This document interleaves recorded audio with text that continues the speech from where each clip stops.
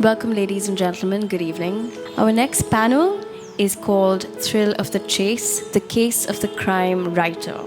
And our speakers today are V. Sanjay Kumar, author, Puja Changoiwala, journalist and true crime author, and Arjun, historical mystery author and graphic novelist. They will be in conversation on crime writing. But before they begin, a little bit about each. V. Sanjay Kumar has set up and managed businesses in investment banking, stockbroking, banking software, and contemporary art. He is a management graduate from IIM Ahmedabad, and he began his writing career in 2010. His interest in the art world continues, and he is a director at Sakshi Gallery. He has curated shows and written articles for catalogs and magazines.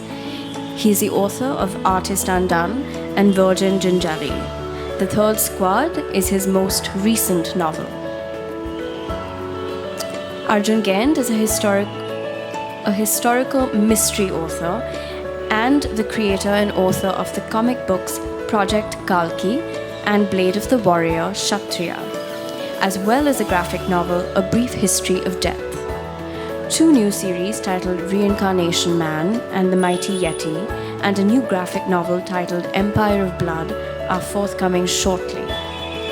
He is the author of A Very Pakka Murder, his latest historical mystery. Finally, we have Puja Changoiwala.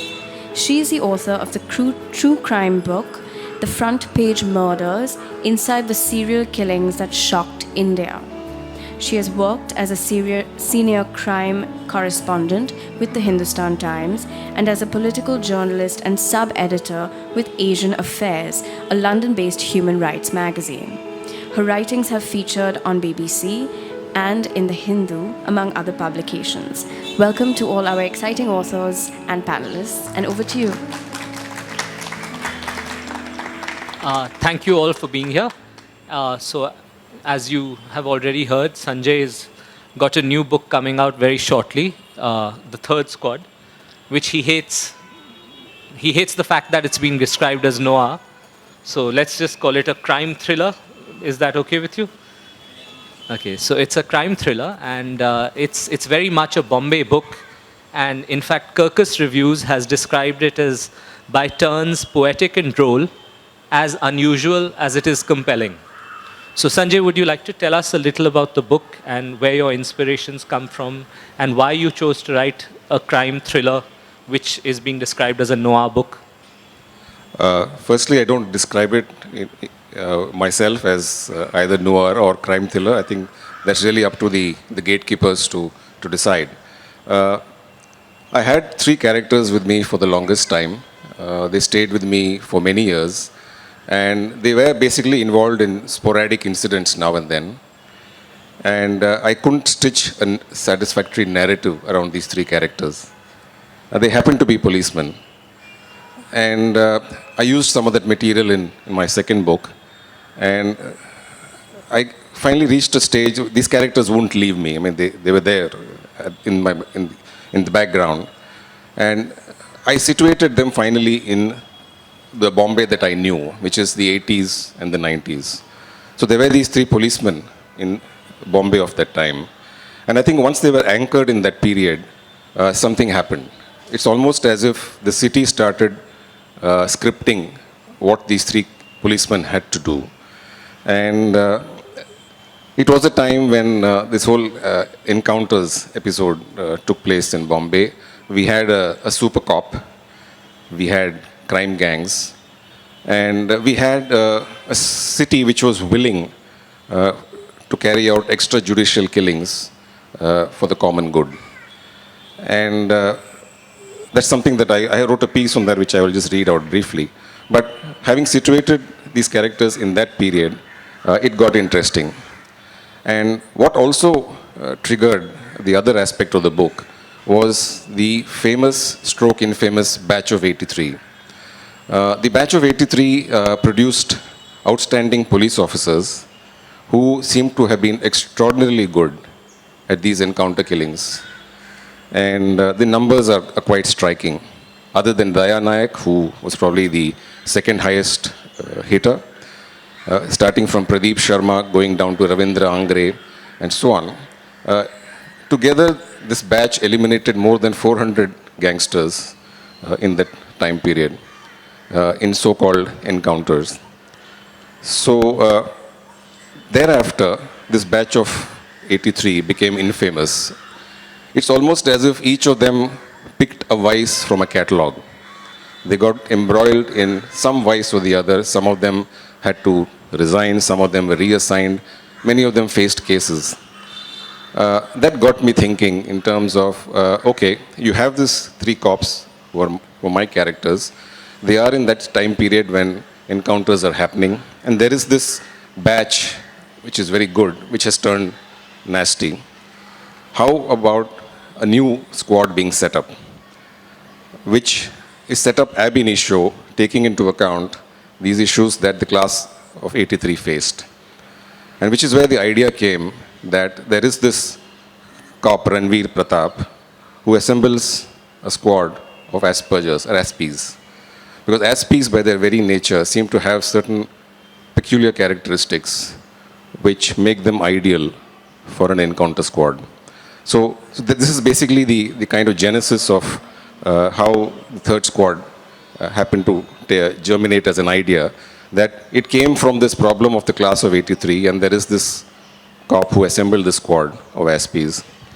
But more than that, what I want to share with you, and if you'll permit me to read. Could we come back to that in a moment, sure. if you don't mind? But that's the basic yeah, sure. background to you. We'll circle back to that in about a minute. Puja's book, The Front Page Murders, is true crime. And it's really interesting because, in the grandest tradition of Truman Capote or Norman Mailer, true crime, to do true crime, to write true crime, and to write it in an honest and meaningful fashion is a very difficult thing to do. So Puja, would you like to tell us a little about the background behind your book? And, this, obviously it's a natural progression from crime journalism to true crime. But what were the challenges you faced? What inspired you? What brought you to this book? Basically this book is about Vijay Palande and his unsuspecting friends. Men who were basically Bollywood aspirants in the city, and who the serial killer would sedate, hack into pieces, and then abandon their bodies in the Western Ghats. So basically I've covered this case for Hindustan Times, in fact, and it all started with the senior citizen's murder in Changoiwala, Mumbai, April 2012. And it appeared mundane, in Bombay, where we have such defeating survival battles, murders are mundane. But as time passed, over 21 days, more victims of the serial killer came to the fore, and we realized, okay, he is not your regular criminal. And by the end of it, each of us was hooked to it, completely hooked, because it was completely bizarre what was happening. One moment the cops are saying that this guy has been arrested, the other moment he's gone. We find out that he's a police khabri, a police informant. We find out top cops of the Mumbai crime branch are involved with him. We find out that he is also an underworld kingpin. So several things happened, and by the end of it, we were completely hooked. And I think a valuable inspiration for a book should either be the story or the character. And I think with me, I was lucky to find both in Vijay Palande. I found an inspiring story and an inspiring character. So I think that got me to write the book. Plus, this guy was Plus, I get excited when I talk about him. Plus, this guy, he came to personify. So there's a quote by Ted Bundy. He's like a prolific American serial killer. He once said that we serial killers are your sons. We are your husbands. We are everywhere. And there will be more of your children dead tomorrow. And this guy came to personify that quote for me, because he was a successful businessman. He had a German wife. Nobody could put a finger on him. He was perfect the way he was. He had a layperson's invisibility. So that's what I think attracted me the most to him. Well, my book is the polar opposite of theirs. It's a historical mystery set in 1909. It's about a Maharaja who solves mysteries. It's a blatant attempt to try and sell out and make money from Indian crime writing, which they'll deny, but I'm admitting here. It's rather sad that in a country of almost 1 billion people, we can lay claim to very few original detectives. I mean, in English at least. And I really wanted to try and create a character who possessed the flamboyance of, say, a Peter Wimsey, but also brought really the analytical skills of a Sherlock Holmes. And much like you mentioned that you were haunted by these 3 policemen and you felt an affinity towards Vijay Palande and for some reason are quoting Ted Bundy in public. But I felt this character just came to me one evening, and it's been a very exciting book to write. And unlike their books, which are set in Bombay, this is set in Fern de Siècle, Punjab, which is about as far from Bombay as you can get while maintaining your sanity. And I think what happens, the one thing that unites all crime fiction is that there's a grand tradition of it that has been established, beginning with Ernest Brahma and really these, Wilkie Collins, all the way through to the golden age of Agatha Christie, to the things that are happening now in Scandinavia, where we see howdunits rather than whodunits. And I think it's exciting to see 3 very different books really here, where you have a historical mystery, you have a true crime novel, and fiction, which is neither noir nor a thriller, but still wonderful. So I'm going to ask Sanjay to read what he was going to read earlier, and please do. I basically call this holding a city to account. I was 22 years old on my first job, and I walked to work from my paying guest digs. The day began at Churchgate Station or the Victoria Terminus, where I boarded local trains to the suburbs of Bombay. I was selling an expensive financial product to companies under the guise of tax breaks. Bombay of the time impressed me. Its people taught me that a large, diverse city could have a collective consciousness. The third squad attempts to capture this consciousness. It also bemoans what the city lacks. As Bombay morphed into Mumbai in the 80s and 90s, it lost its collective conscience. At a time when the country was throwing its doors open to foreign investment, the financial capital was suffering from religious riots. The city was on the brink in the year 92-93 when 900 died in rioting and 300 in the serial bomb blasts that followed. I stood in lines for daily bread. I saw people flee their homes. The brink is where Mumbai found itself often. Every year, the monsoon brought us to our knees. Stations were flooded, tracks submerged, houses leaked, some buildings collapsed, and traffic, of course, came to a standstill. I left Mumbai at the turn of the century. 5 years later, in 2005, a dormant rivulet surfaced in the northern reaches of the city. The Mithi River overflowed and flooded the city. Mumbaikars were stranded, some inside their vehicles, and boats plied the submerged roads to rescue them. The citizens rallied around heroically and reported to work in the days that followed, defying inhuman conditions. All this has perpetuated a myth of a city that can endure anything. The citizens take pride in showing up for work, braving immense odds. Mumbai is an expensive city, especially for migrants. Travel to work in its trains is a challenge, daily life is ruthless, and every now and then there are flashpoints that test your resolve. There is plenty of resolve in Mumbai. Unfortunately, those who endure have forgotten what it is to overcome.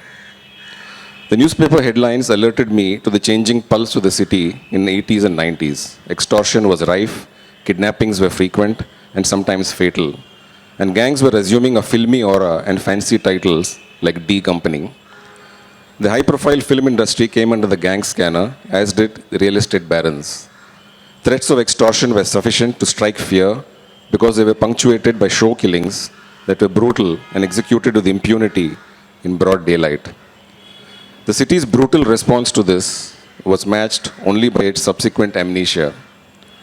Under a super cop, the police force was given license to deal with the gangs. What was sanctioned was a program of extrajudicial killings. Over 600 so-called gang members were killed. Bombay changed for me in those years more so than others. The city that took pride in professionalism, meritocracy, and an honest work ethic, that had the best lawyers, good judges, and a tough police force, took a turn for the worse when it set up encounter teams and staffed them with sharpshooters. And once the gangs were seriously dented and normalcy returned, everyone went about their lives as if nothing untoward had happened. The third squad describes a singular, uncertain journey in this context. The city comes under the spotlight. Bombay, in many ways the city of dreams for Indians, morphs into a lesser metropolis. Today, Mumbai's hordes continue to struggle, and when challenged, they rally under the slogan, "We shall endure." To them I say, don't. Sometimes to endure is to die. Well, I think in your case, Puja, when you worked on the book, obviously you faced a very difficult challenge trying to assimilate all the many different sources of information, because it was a publicly, it was almost a spectacle which seized the public imagination. So obviously it's easier, I think it is easier in some ways to write a novel because you can create your own reality. But how difficult is it for you as, you know, the new queen of Indian true crime to write a book like this? What were the challenges that you faced? First of all, thank you, and that's not true. Secondly, but thank you. It's my pleasure. So actually, I think it was very, very difficult. It sucked the life out of me, to be honest. Basically, there were two parts to the research. One was getting the paperwork in place, and the second was tracing the people in my story. So the paperwork, so Palande had some cases back in 1998. So I had to go 15 years back. I had to find victims from 15 years back, cops who were investigating those cases, jail officers who were in charge then. And I had to track these people down. I had to speak to them. Victims wouldn't talk to me because they were still petrified, you know, of the serial killer. Even 15 years hence, they were still scared of him. So it was very difficult to get them to talk. Cops were relatively easier because they still remembered him. So that was, and plus the papers were in Marathi. Okay, now, okay, I scored really good grades in Marathi in school, I swear, but I can't think in Marathi. So I had to translate like 5,000 pages of Marathi into English. Then there was tracing the people. So because he's a serial killer, he had multiple victims, hence multiple families. So tracing those families, getting psychologists, oh my God, it was too much work. I'm just glad it's over, Arjun, to be honest. Are we not going to see a sequel perhaps? Well, difficult. So but he's in jail, so he better do something really good. Well, we'll wait till he gets out. Yeah. Okay, excellent. Sanjay, in your case, obviously you've chosen from what you've mentioned about the book, about Third Squad, you said they were Aspies, people who suffer from Asperger's. So what were the challenges you faced trying to establish a certain veracity for your characters? Would you care to discuss that with us? Firstly, I won't say they suffered from Asperger's. Autism is a spectrum condition. I won't even call it a disorder. And at the lower end of the spectrum is what we have, what's called Asperger's syndrome, where people have, it's very hard to sometimes make out that somebody has Asperger's syndrome because the differences are small. But over a period of time, you do get a sense that something about, we are used to a normal, to a mean, to a median, right? The ways in which we communicate, the ways in which we empathize, the ways in which we sympathize or respond. So there is this mean that we are conditioned to. And Aspies differ from that mean in some sense.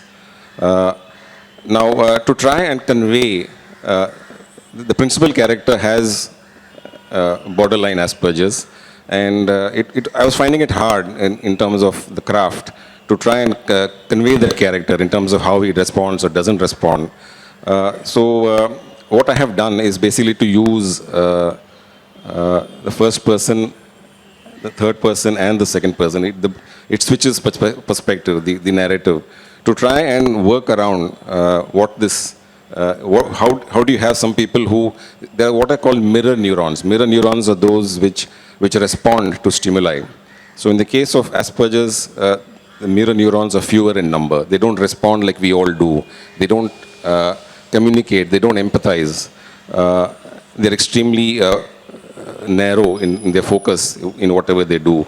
They are very loyal. They tend to see things as black and white. They don't understand gray. So these are all basic issues that Asperger's have. So to try and convey some of these things, I had to try and change the perspective to bring that across. Well, I think it would be a nice moment now if we all could read from our books, perhaps to just give. Why don't we start with you? I'm going to go last. I always go last. It's borderline Asperger's here. So, yeah. So why don't we, ladies Puja? first. Puja, please. Okay, so I'm not going to be reading a passage. I apologize.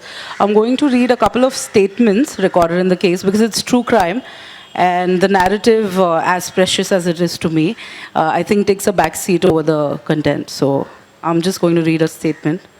Okay, so this is the serial killer Vijay Palande's confession to the Mumbai police. It says, he said, "My accomplice Dhananjay Shinde and I were in the victim's apartment on the night of March 5. We told him we were going to murder him, chop his body into pieces, and then dispose of the pieces in a way that nobody would ever know he was dead. We said he could take sleeping pills if he liked. He wanted the pills. He said he wanted a painless death. So we gave him 4 of them in his coffee. But even after a few minutes, they did not show effect. He was still awake. So I took some water and shoved another 10 pills into his mouth. He passed out after a couple of minutes. Dhananjay and I then dragged him to the bathroom in his apartment. We stripped him of all his clothes, except for his underwear. We put the water on, placed his head under the tap, and slit his throat. We left him under the shower until the blood was washed away. After that, we beheaded him and cut his legs off at his thighs. We then started chopping his body into pieces. It took us the entire night to finish the job. After it was done, we stuffed his parts into black polythene bags and put the bags in 2 suitcases. We cleaned the bathroom floor several times and left for the Mumbai-Goa highway in his BMW. He had to be dumped." Okay, I'm sorry if people found it too this thing, but it's real. So, and there is another statement that I'd like to read, but I think can I go? Yeah. Please do.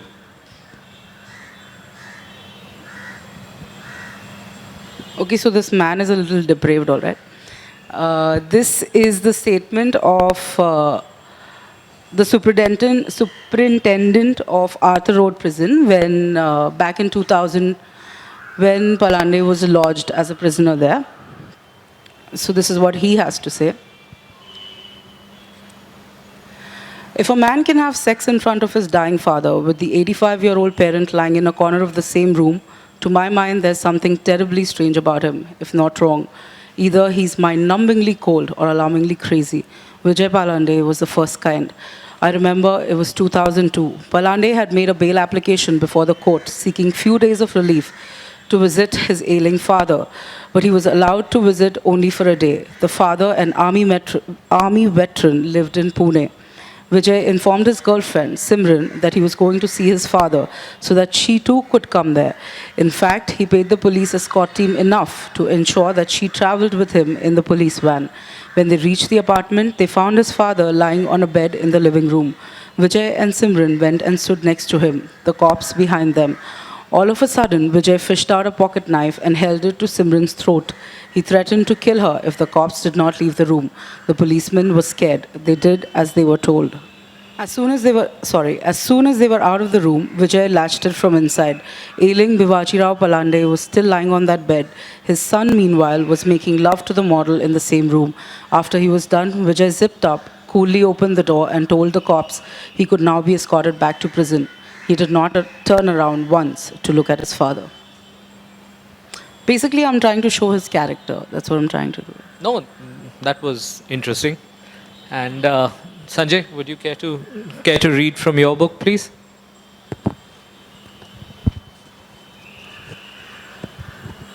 There are various encounters in the book, but I don't think it makes them here. I'd rather they were read in continuity in the book itself. So what I'll try and do is read a very brief description. Karan, the principal character, decides to stay in a chawl. He and his wife Nandini, they decide to stay in a chawl, preferring that to police quarters.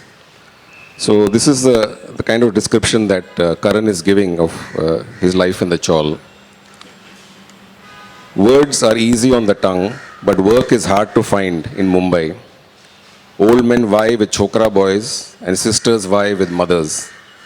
All day they climb up and down the rickety stairs of the chawl, doing odd jobs. The city scrimps in its daily life. Chai from a tumbler is shared in groups. Car cleaning pays, but only in small change. Elevator attendants, security guards, and peons are proof that vocations trap you for life. Every chawl is a bunch of coolies, small rooms that house the middle class. During the day, they run kirana shops, tailoring shops, coaching classes, and creches right out of their homes. There are doctors too who practice where they live. My Parel chawl has good proportions. It has a family life. You flirt in the landing, get engaged in the corridor. Your marriage takes place in the quadrangle outside, and your honeymoon is in the cupboard.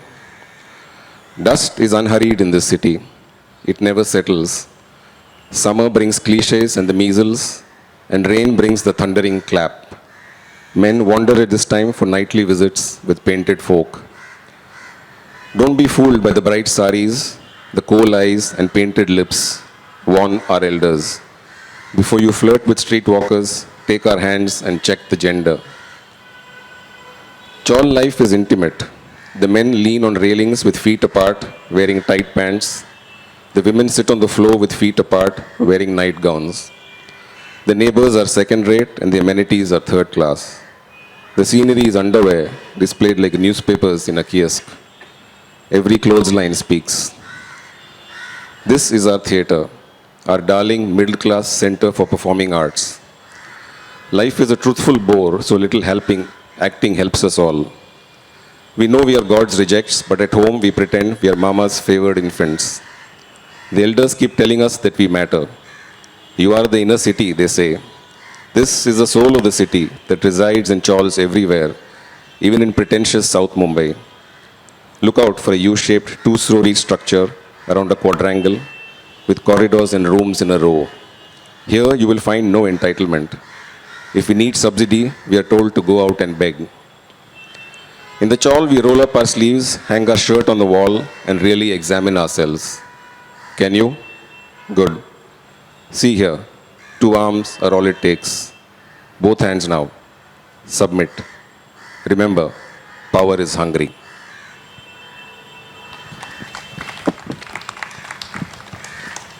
Well, I'm going to read a very small passage, which really, I think, is about what historical mystery means to me, as articulated by my character. What a strange breed we princes of India are, he thought. What peculiar passions we have, eccentric fascinations that boggle the very mind. For Baroda, it was jewels. And for Junagadh's boy heir, curiously enough, dogs. Jayaji Rao Scindia had been utterly mad about electric trains. And the mighty Nizam of Hyderabad, the eminence Greece amongst India's royals, was passionate about fashion to the point that he had dedicated an entire wing of his palace just to house his wardrobe. And then there was Sikandar's old friend Jagatjeet, the Prince of Kapurthala, who had a well-recognized penchant for French tarts of the most vulgar kind.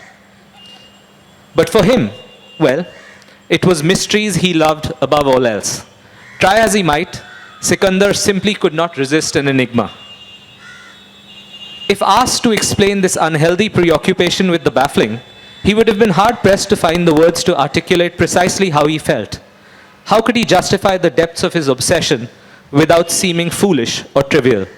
How could he describe the headiness of anticipation he felt when he encountered a riddle yet to be deduced? An inscrutable sense of mystification that was as utterly intoxicating as a drug. And how could he explain the thrill that seized him when he finally managed to solve a conundrum which no man had been able to unravel? A sense of accomplishment so potent that it far exceeded any pleasures of the material realm. It was a small vanity of his, but he preferred not to think of himself as a common detective. On the contrary, he imagined he was what the continental philosophers called a ratiocinist, a solver of puzzles not on the basis of assumption and guesswork, but rather through careful and deliberate logic. That was what Sikandar had always believed himself to be, a creature of reason questing for meaning in an age mired in absurdity. A seeker after truth, as the great Guru Nanak had intended every Sikh to be, searching for the faintest glimmer of illumination in a world shrouded by impenetrable darkness. Thank you. I think I have to ask questions. Yeah, sorry, I forgot. I got involved. As crime writers, I think we are poised at a very interesting place in India right now. I think really crime fiction is booming, and we're seeing lots of different things being published, different genres, really different types of crime writing. I would love to know what your hopes and aspirations for the crime writing scene are, where you hope we'll go, where you'd like us to go, where you think you're going to go with. Are you going to write any more crime novels? What's the plan, basically? Yeah, I think I should answer the last question first. I'm not really sure about writing more in the same vein, but I can't make predictions really.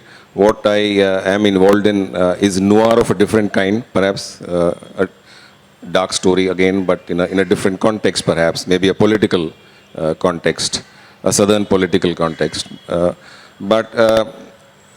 It's an interesting question, for the former question in terms of crime writing, from my limited survey. And my recent experience, for example, in the American market, where this book is being published on March 7th. And that exposed me to the depth that the American crime writing practice has, not just historically, but contemporary writing, which is taking place in the US.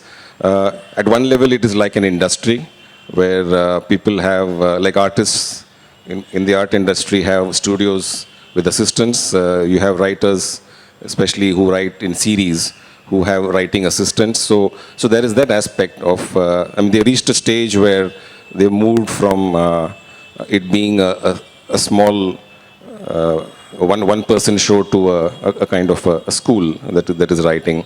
But obviously, it's a much bigger market there. And you're right in the sense that in comparison in India, there seems to be so little. Perhaps, I don't think it's funny, but what happens in our daily newspapers to some extent vitiates writing fiction as far as crime is concerned, the sheer variety of what is taking place in this country. And I mean, just listening to Puja also, in a deadpan way, she described what Vijay Palande seems to have done. It's quite macabre, but this actually took place. So I would say perhaps non-fiction would, if there is a growth in more of what Puja is doing in terms of recording what is actually happening, it perhaps may be a good path to take, more so than fiction, perhaps. Yeah. Well, you've just put me out of business because I have 3 more of these coming out. But Puja, in your case, again, would you ever contemplate maybe writing a crime novel, which is a complete about face from from writing a true crime book, or do you prefer writing true crime? I have no imagination, Arjun. I cannot write fiction to save my life. I think we could say that about a great many writers who are publishing in India. No, I think I really have no imagination. And I think non-fiction deserves a lot more attention, yeah. I mean, I think reality is really underrated because probably that's why we have so few true crime writers, and that's why creative non-fiction sells so much less than crime fiction, And because as journalists, I mean, I think I give so much weightage to reality is because I think as journalists, we see reality very closely. So while I was a journalist with Hindustan Times, during those years, I've seen an underworld don smoke cigarettes inside a court premises. I've heard of him conduct modeling auditions inside the court premises. I have a murderer telling me कि अरे cutting a body is as easy as slicing a goat, dhanda hai. I've got these 5 men who were accused of gang raping a women, 2 women at Shakti Mills, in fact. I've seen them giggling and laughing when their death sentences were pronounced. So reality is so absurd. And I think as writers, we all thrive on the absurd, don't we? We love the preposterous. So there's so much of it in real life. I don't feel the need to leave true crime. And plus, I think as journalists, we are obligated to document facts in paperbacks before moving to fiction. And then again, there's the imagination aspect. I have none of it. So The only counter to that, perhaps, and I think it's important also to try and work on that interior space, that we do have so much seemingly macabre, absurd crime taking place, but to try and understand that interior space in the minds of the people who are doing what they're doing, and how does this come about? And in some sense, that is what I try and do in the third squad, is to look at the mind of the protagonist, that somebody who is actually committing. I mean, I saw this TV interview in NDTV in Walk the Talk, where these two, and Daya Nayak and one more, they were interviewed on Worli Seaface. And I saw these 2 people walking around. One had killed 101, the other had killed 90. And the Shekhar Gupta was joking about, when will you hit your century? I mean, it was a strange interview. But when I saw these 2 people, the only question I had in my mind was, what goes through the protagonist's mind that you have killed 100 people? I mean, how did you go about doing this? Does it make any difference to you? How do you do this? So I think that interior space, fiction, for example, I find that an interesting space that fiction can explore that perhaps Well, a little better. I'd agree. In my case, because it's historical fiction and historical mystery, you know, there's a very narrow line between where history ends and really the fiction begins. And I mean, it took me close to 3 years to research the book, and I went a little crazy by the end of it. I was finding out pomade hair brands from 1907 and what kind of shoes the Maharajas wore, you know, the kinds of cuts that butchers had in Amritsar at the same time. And my first draft was close to 700 pages long, which made my prospective publisher have a nervous breakdown. In fact, she left and moved to another press. But what I realized was that it really, while facts do give a certain texture to good writing, I think we mustn't dismiss fiction yet. I think fiction, and certainly well-written fiction, still has the power to kindle that dying imagination that Puja mentioned. So give us fiction writers a chance. We might amuse you. I'm saying we need a lot more non-fiction writers. I mean, I think if you compare the numbers, there are very, very few. I think the last non-fiction book was Arushi, which was last year. Before that, it was Meenal Baghel's Death in Bombay, which was several years ago. So I think we require more. But fiction is obviously, I mean, it's a world favorite. Who am I to challenge it? Well, I think we've managed to have almost 3/4 of this session about the noir hero without mentioning the word noir. So perhaps we should take 3 minutes or so to just talk about what noir means to us. I think it's a very misappropriated and malign term now. I mean, in my case, for me, noir is always going to be Frank Miller. And I don't know if you're fans of the graphic novel, but really, graphic novels have refined the art of noir writing to a point where it's dazzling. But what really do you feel, what does noir mean to you, Sanjay? Good chocolate. Hopefully 70% upwards.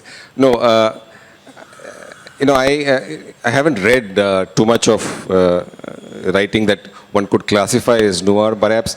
But I think it's a kind of a sensibility, the dark side. Well, atmosphere, certainly. The atmosphere, and you tend to look at the dark is what appeals to you, and you tend to work your characters and your situations in that zone. Would you classify that as a dark book? It has been. I mean, like I go back to the gatekeepers, so they say it is noir. So I say okay, but essentially I think that's basically what it is. That there is this whole approach of looking at the dark side, perhaps characters who are at the fringe, who do certain things. So that for me, I've always found it interesting. And I mean, if you ask me for examples, a very simple example is Ask the Dust by John Fante, an LA story, which kind of epitomizes to me the kind of book that I like. Or Clichy, a writer like Clichy, the French writer. So these are the kind of books. They're not very mainstream, but they're excellent books in the genre. Well, Puja, in your case, obviously you mentioned that often reality is far stranger than fiction. What does noir really mean to a true crime writer? I don't know. I think it's decoding, like you mentioned, the dark side, and I would say understanding that dark side, finding out what motivates it, what leads to that dark side, what inspires it, basically. What is making you a serial killer? What is making you kill? What is making you a murderer? Just that. I think that is the most intriguing part to me, if nothing else. What about you, Arjun? You are the one of the only two mystery writers. There is zero noir in my book. Punjabi noir. So, which is, Punjabis tend to do everything the opposite way. So, essentially, it's very much a golden age book. It's not at all contemporary. I have struggled very hard to try and get the lingua franca of the turn of the century right. Of course, it helps that I'm an old-fashioned person. But I really think what's exciting about noir, which, as I mentioned, I feel has been misappropriated, is if you go back to Dashiell Hammett, if you go back to the 20s and the 30s, and not just books, but cinema, there's this incredible ability to create mood, and with a minimal amount of effort. And I think it's particularly applicable in India today, and especially in Bombay today, because Bombay undoubtedly is a very noir city. There are stories unfolding everywhere. All we really have to do is stop and look at them. And I find it exciting to actually think of an Indian noir. You probably have it to some extent in cinema. Like Dibakar Banerjee, for example, is just the kind of director who likes to deal in that same And it's interesting to see that it's managed to skip literature and find a home in cinema so easily. But do you think, is there any reason you think that is the case? I think it's to do really with the auteur in this case. Somebody like Dibakar Banerjee or Anurag Kashyap. I mean, their kind of films they really deal with the dark side, irrespective of context. It could be Bombay, it could be Uttar Pradesh, it could be wherever, it could be Delhi. That's the zone that they operate in as far as their films are concerned. So I think the film, at least in the last few years, one sees this noir space. I think to some extent that the noir culture also reminds you of this old jazz, the jazz bars, a lot to do with the bars, what happens in a bar. So that kind of the culture. When I go into a modern bar today, firstly I feel very old, but secondly I don't gel with what's happening. I mean, drinking is a serious business. That's probably because you're a writer. What are these people drinking Bacardi breezes? I mean, come on. Is there something to drink, really? Scotch on the rocks for you. Yeah, why not? Old monk for the Punjabis. So. Yeah, by the quarter. Yeah, by the gallon. But I think in one of the, you mentioned using multiple perspectives. And I think Orhan Pamuk, My Name is Red, is a fine example of how he managed to use, much like Rashomon.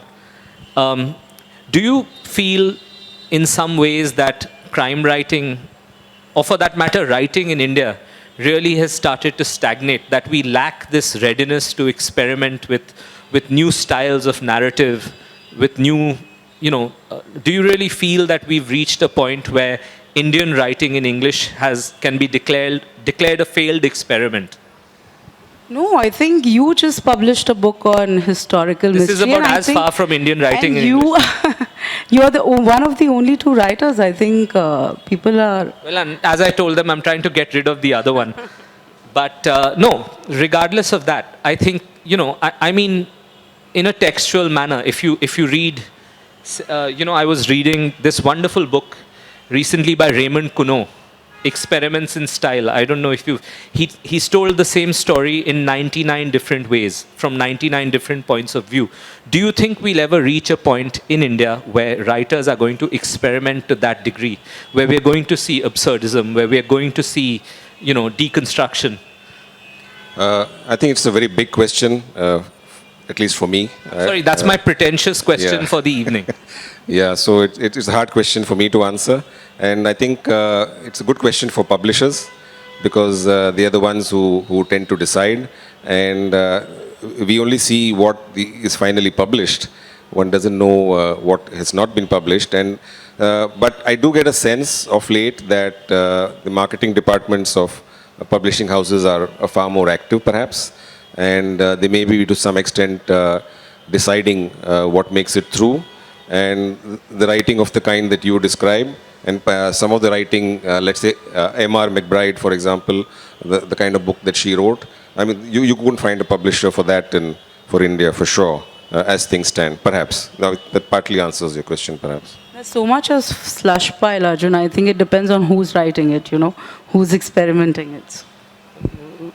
Now that our careers in publishing are coming to an end because we've criticized the publishing industry, no, but regardless, I think it would be exciting. I think really that's the natural direction. And certainly with crime, I mean, I think, if you look at some of the stuff that's coming out of England, for that matter, and Scotland, Wales, and Europe. Ireland. Yeah. Ireland, of course, and, well, Ireland, the Punjabis of Europe. But I think really what would be exciting was if we started experimenting with the genre. And, as Shakespeare called it, if we could create something dark and strange. I think really that's where Indian writing, and at least Indian crime writing, is headed. I also think we are very nearly out of time. So I'm just going to ask Sanjay and Puja if they'd care to leave you, before we open up for questions, if they'd care to leave you with any last words. Last word sounds a little ominous, but Well, it is a crime fiction yeah, I panel, think we so- should open up for questions. Does anyone have any questions? My question is directed to Puja. You just, in the course of your conversation, said that you're writing, true, like non-fiction, true crime, and that you don't have an imagination. But I was just wondering, as a journalist, I mean, there are a lot of opportunities where you really deal with reality and are able to convert it into fiction with a little, And I don't think that, I mean, have you ever thought of doing that? Like maybe cases you've dealt with, try to convert them into fiction with a little addition, deletion here and there. No, because I've been a journalist myself, and that's why I'm asking you. Oh, believe me, I've tried. I cannot imagine a room properly. I really, really cannot. And I think, plus, like I said, there's so many facts in there. There's so many absurd, beautiful, moving facts. Why would you want to create anything around that? I mean, I think it speaks enough for itself. I'm sorry. I mean, I think that would be my graduation if maybe I could start imagining. I think I'd grow up. But as of now, I'm really unable. And plus, I'm not even looking to do it, I'm not looking to do it, yes. So, you've written a lot of stuff on crime. You must have met so many criminals. Is there any way in which criminals or their families can integrate into the larger mainstream, folks like that? I mean, are there any studies where we have found a criminal sort of getting absorbed in the amongst, like, let's say if there is a criminal and he is a great writer, right? So there's every chance that his writing will be selected in the newspapers compared to, let's say, any other person, right? So any studies like that where there's a crime, there's a criminal who is very talented, and he does something in the mainstream, And he writes a book. Are you saying that? or any other area of life. So basically, these people do it when they're in jail and they have nothing to do. So that's when they start, writing these autobiographies and things. So you have a lot of serial killers also. You have a lot of murderers who've written their autobiographies while in prison. But I think mostly it's the relatives, people who are remotely. That's what Bollywood is for. Get out of jail, sell your life story. Yeah, exactly. No, I was just saying that's what Bollywood is for, right? Get out of jail, sell your life story, become a politician. Arun Gauli is sitting pretty. But I think really good writing is good writing. If you're Papillon by Henry Charrier, it's a fine book. He went to prison in French Guyana, is it? Yeah, in French Guyana. For that matter, there have been some great writers who have been criminals. I think a lot of it is whether... I don't think writing is more lucrative than crime right now. And it would be wonderful if it was, because I'm judging by the way my book is selling, I may have to take up a life of crime soon. Yeah. Of course, I have been accused of crimes against literature, but that's a different story. So we're going to hand it over to Sanjay. Sanjay, do you want to say anything about... I didn't really understand the question, but are you talking of integration of people who are in crime into society? Probably easier for white-collar crime, but people who are involved in the more grisly crimes, I think it's far more difficult. And I think in today's world where the spotlight on criminals is far more, and with the television and so on, it becomes much harder perhaps for reintegration.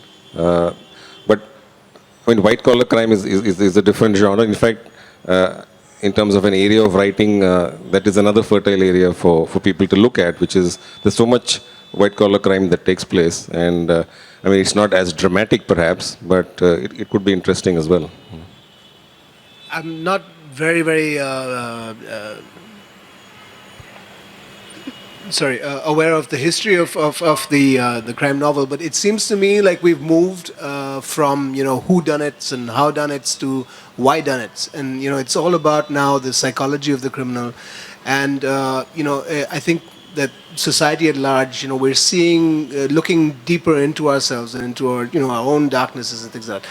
As writers, when you look into the soul of a criminal, of a horrendous human being, of someone who is judged as evil, and you recognize things that are common amongst all of us, how does that affect you? Is it cathartic? Does it help you understand this thing? Do you have Can you talk up, please? Do you have any faith left in humanity, or is it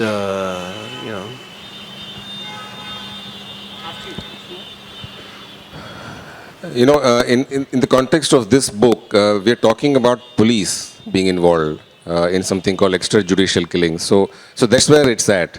It's not the gangs that are the focus of the story. It's not the criminals who are the focus. It's the police themselves. So this whole idea of right and wrong, how does that get decided? Does context dictate what is right or what is wrong? Can society decide that in a certain context we can let go of the judicial system and sanction these kind of killings? So I think everything has this context, so to speak. Do we get personally affected by the stories we write? In my case, not really. No. The fact that I choose to write in the noir space is a personal choice, but it's not that I tend to be depressed because I'm writing in that space. I think the writer's feedback loop is different. If a writer feels the story is coming together well, if there's a good response to it, that gives the writer a high, whether it's a rom-com or whether it's a crime noir, in my case. Yeah. No, I think I was really affected. And there's a chapter where I'm decoding his mind, and while I was doing that, even I learned certain things that I did not know. I started realizing those things, and I was scared. And when I would write alone in this apartment, far from Mumbai, nobody, no human contact, nothing like that. And I would get scared. And that's when I decided, okay, I'm not writing these bits at night, no writing this at night. So yeah, it did affect me a lot, but I think that is part A. Part B is you get over the fear and then you find out why they're doing what they're doing. So that, I think that fear was the part which really made me go dig as to why these people are killing, because I think it's very unnatural. For me, if you told me to kill somebody, I wouldn't do it, I think, I hope. It sounds difficult now, but that's how I started digging as to why these people. And then I spoke to a couple of psychologists, and they told me that you couldn't understand a murderer if you try to understand him by the way you and I think. So they have, I think it's a long answer, yeah. There's, really? Do you want to know why people kill? It's a long answer, yes.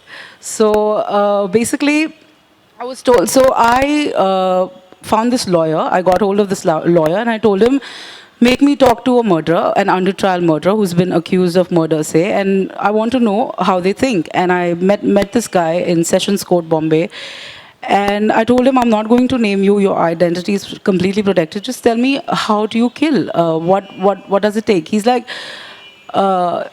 it's as simple as you being a journalist. Dhanda hai, madam, karna padta hai. When you go out on your first story, you do not know how it's done, you're scared. But then when you do your second story, you get the hang of it. That's exactly how murders work. It's just a job. So he said, I personally prefer a few pegs of rum before I go out to kill. But I can't be drunk because I don't want to leave evidence. So, and this nonchalance, I had noticed everywhere. Like all these people were as nonchalant. And when I referred this to psychologists, they told me that these people, basically there's one rough incident in their lives. That is specifically true about serial killers. For example, Ted Bundy, who I was talking about. Ted Bundy became a serial killer because his high school sweetheart refused to marry him. So that flipped him. He turned around and every girl he targeted after that looked like her, had the same kind of hair, everything. Basically similar looks. So there's one rough incident in their life which turns them around, which makes them kill perhaps. And then they develop this inflated notion of entitlement. I'm sorry for the technical term, but it's like these people think that they are entitled to act above the law, above morality. They think they deserve the money they're killing for, whether it's a compensation for their poverty, lack of opportunity, or whatever reason they deem suitable. But they think they're entitled to act above the law. And when that happens, they develop these psychological fallacies. Psychological fallacies as in, they simply rationalize. Usne mujhe batana nahi chahiye tha uske paas kitna paisa hai. Usne bataya to wo, I had to kill him. Or I didn't want to kill him, I just wanted his money. I'm sorry he had to die. So, these people become very strong mentally, and that's why things that we deem are not doable, they're easily doable for them, because they're not thinking like you and I. They're different. They've become different. Well, you obviously don't know him. No. Yeah, I refuse to answer that question on the grounds that it may incriminate me. So, but we have, I think, time for one more question. Thank you very much. Ma'am, what is this exact meaning of non-callance, first of all? Remorselessness, I would say. Yes. So do you mean to say all you three people here are most welcome? It's a pleasure to listening to you. Perhaps I'm late. But do you feel to say, suppose if I was a VVIP person, a president of India or prime minister, suppose if you people are, so do we need to fear such people that we do not move out of our home, or there's only one person and something rough has happened in his life, or maybe I heard too many incidents in foreign which is happening, a son beating, throwing some instruments on a mother and killings and all that, troubling her, I mean, there's lots of divorces happen. So where's the world leading on to? And do we need to be in danger, or how to be fearless that tomorrow we are moving to such and such place, or we have military intelligence, we have got air intelligence, and in spite of all that, just a single person can take your life out, or bombard you, or just shoot you in your head? Do we need to fear that this is our time zone, this is our space, we have got one life, we have to do everything in this world, a one perfect shot, a one actor. Perfect, do you understand? Did you, ma'am? We need to be, how to be Arjun. fearless, how to be fearless. Look, I think it is innately human to fear. You can't have humanity without having the capacity to fear. I think the challenge is to rise above the fear, is to live with it. If you let your fear control you, I mean, I lost 20 years of my life. I should have written a book 20 years ago, but I had fears that kept me from doing that. And I think what really makes us wonderful as animals is that we are able to rise above our basic impulses.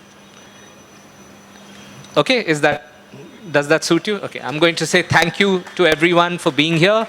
And Sanjay, please do remember to pick up his book on the 7th and Puja's book. And sorry, please Sanjay. No, thanks. Thanks a lot for showing up and for your patience. Yeah. Thank you.